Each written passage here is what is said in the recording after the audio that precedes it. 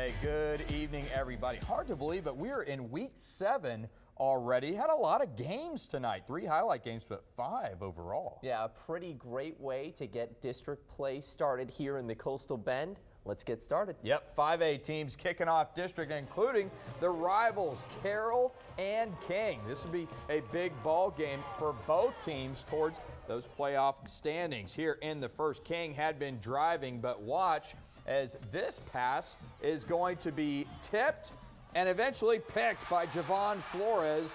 The Tigers taking over near midfield. Now that is a mum. My question, does that mum need its own ticket? Because probably that sucker was huge.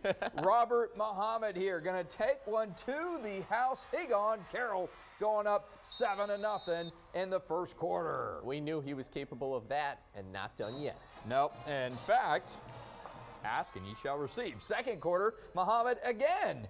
Much shorter run, but it still counts the same as 6. Carroll going up 14-0 at that point. Now, King does get a big play here in the second quarter. The play action going to fake out the cameraman, me.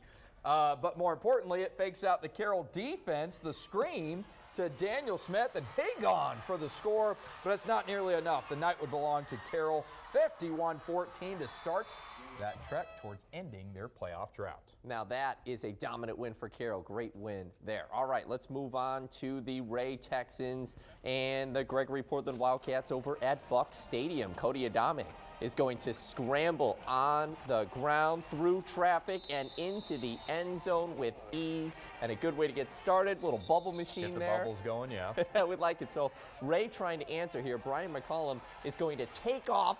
Will he make it? Let's see. Not quite. He's a few yards short, but no problem. Trip Thompson will find his target.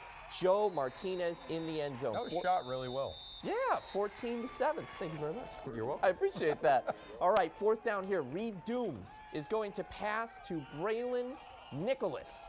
And he's going to get it, and into the end zone he goes, and at this point, it is all GP. They were up 21-7 at that point. Brent Davis absolutely loving it from the sideline, and Cody Adame not done on the ground into the end zone to add to that Wildcat lead. It was 27-7 at the half, and the final was 34-14.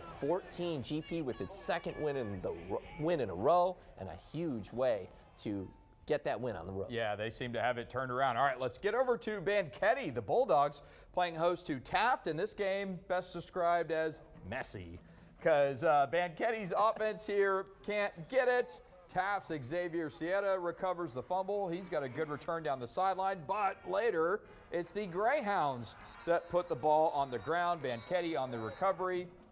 The Bulldogs, though, give it right back here. The bad snap recovered by Brandon Suarez. This game will not go down in the Blitz Highlight Hall of Fame. Scoreless at the half. Taft does get it going somewhat in the second half. They get the district dub, 13-2.